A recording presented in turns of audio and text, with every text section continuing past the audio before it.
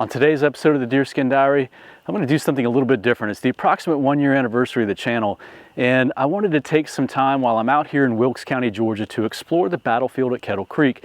Now, this battle was important along Georgia's frontier during the American Revolution. It's my hope that I'm able to take you back into time with me as we explore the battlefield. On February the 14th of 1779, that's right folks, Valentine's Day, American Patriot militia forces caught up with British Loyalist forces here along the banks of Kettle Creek. And the resulting American victory showed British supporters in the area that the Crown could no longer fully protect them, and it also eventually forced the British to abandon their stronghold at Augusta. Now, a year earlier, in February of 1778, France entered the war as allies to the American army. The British were stalled in the northern colonies, and the war looked like anything but a sure and easy victory for them. In order to push the British war effort, British commanders decided to begin a campaign in the southern colonies, specifically to include Georgia, South Carolina, North Carolina, and Virginia. In late 1778, the British began their campaign in Georgia. Now, Georgia was important to the British because its population was relatively split down the middle between loyalists to the king and rebellious Americans. On December 29th of 1778, the British seized the major port of Savannah, Georgia, and British forces then marched towards Augusta, Georgia, taking that city on January the 31st of 1779. Now, it's worth the time to take here to describe the Revolutionary War in backcountry Georgia. You see, it didn't look like what we probably think it would have looked like, with the American soldiers in blue-faced coats and the British soldiers in their red coats. The Revolutionary War in the backcountry of Georgia, and indeed a good portion of the South, was more like a civil war. While there were uniforms present, it was more neighbor against neighbor and sometimes family member against family member. Now, if there were some sort of societal predictor of which side of the conflict someone would have fell on, the Georgia backcountry probably personifies that well. You see, most of the British sympathizers were of higher society, more elite society, or had money, maybe landowners. Not always, but certainly a good portion of them. And many of the backcountry fighters were exactly what we would think of today. They were generally poor, generally from the backcountry, and generally saw themselves as defending their homes from the British invasion. And that certainly occurred here prior to the battle at Kettle Creek with the British occupation of Savannah and then Augusta. Augusta was an important city to the British for two main reasons. One, it was the key to Georgia's backcountry and the potential trade alliances that could exist or did exist between the Muscogee Creek Nation to the west and south and the Cherokees to the north. And indeed, one of the first missions that the British undertook upon occupying Augusta was to establish a connection with those native tribes. Now, those tribes were oftentimes reliant on British trade goods, and so it was important to them to keep those trade routes open. But they also could be utilized by the British as proxy soldiers. In other words, the British didn't have to send a lot of key British forces to the area when they could simply sort of get the natives to do their bidding for them. Now, the second main reason that the British needed to occupy Augusta was because the occupation of Augusta itself showed British Loyalist sympathizers along the Georgia frontier that England was winning the war. Now, think about this for just a second. Today, our worlds are very vast, right?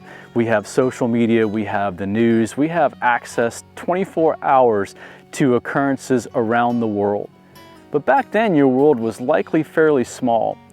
It was more relegated to your local environment, and what you saw with your own two eyes was probably more trusted than what you read about or were told about at the local coffee houses and taverns.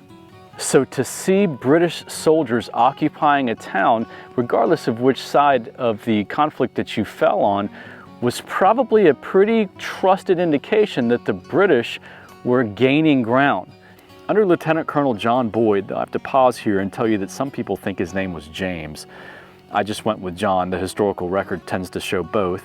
The British raised roughly 800 men in South Carolina, and they were marching back to Georgia when they were harassed by a smaller Patriot force that were shadowing them. And Boyd lost roughly 100 men during these February skirmishes. Not all of those were casualties, some of those were deserters.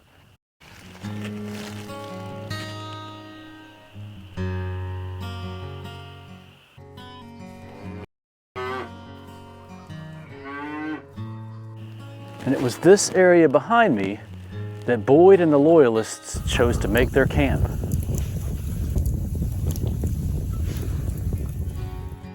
Now, the Patriot colonels included Pickens, Dooley, and Clark, and they arrived and attacked the rear of the British camp with 420 troops.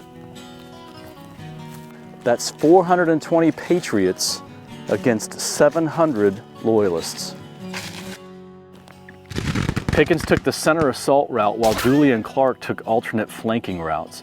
And both of those flank attacks were slowed. They couldn't keep up the operational tempo that they wanted due to swampy conditions and cane breaks. The shots from the scouts were met with return fire from the camp guards, and that alerted Boyd to the pending attack.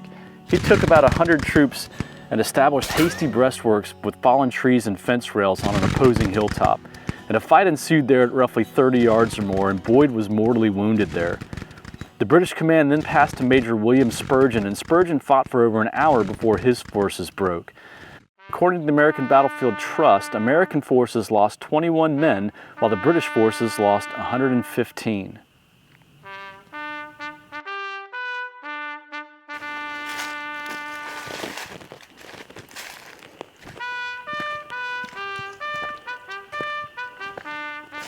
Now, there are trails here at the battle site. This section of the Min right now, though, looks like it's been obliterated by flooding, and then wild hogs have come in and really hidden the trail even more. But that's okay, because I have my 18th century brass compass right here, and I'm going to use a little bit of dead reckoning. I know the direction that I want to go, and we're going to see if we can find the place where Boyd made his stand.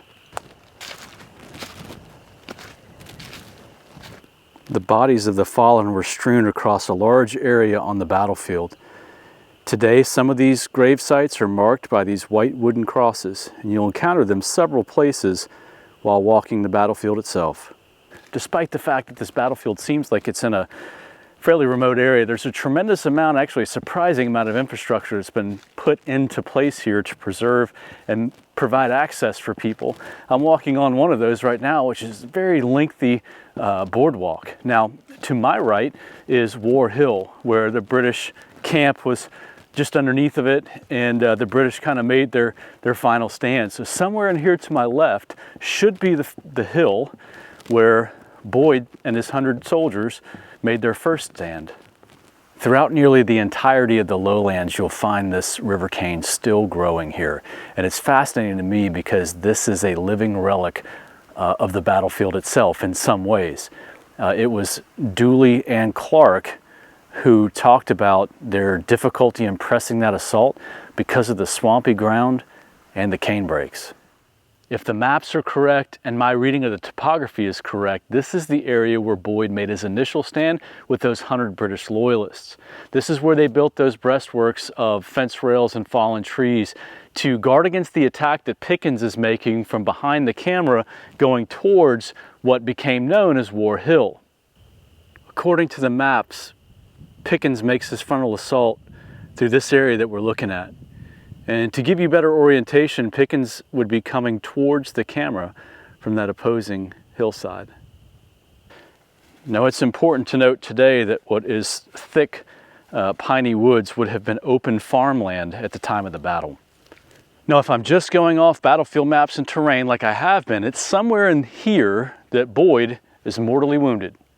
Now, my rationale and reasoning can't be too far off because as I fall back towards what's now known as War Hill, I'm finding some additional white crosses that would indicate battlefield dead. And it's following this sort of downward terrain towards the creek where we know that they crossed according to the maps. This is the route that Boyd's men took as they fell back to War Hill, and that Pickens' men took as they continued their assault. And it's through this swampy ground that the British fell back from their initial defensive position to what's now known as War Hill.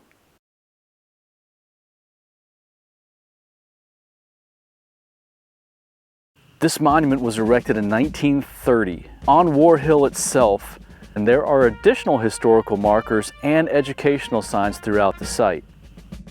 Now, the Kettle Creek battlefield today is a 256-acre preserved battlefield in Wilkes County, Georgia. It was added to the National Register of Historic Places in 1975, and in January of 2021, this site became affiliated with the National Park Service. Kettle Creek in a nutshell, folks. I hope that the time you've spent with me today has been worthwhile to you. I hope I've been able to bring a on-the-ground account, an on-the-ground perspective of the battle and what those men here faced in 1779.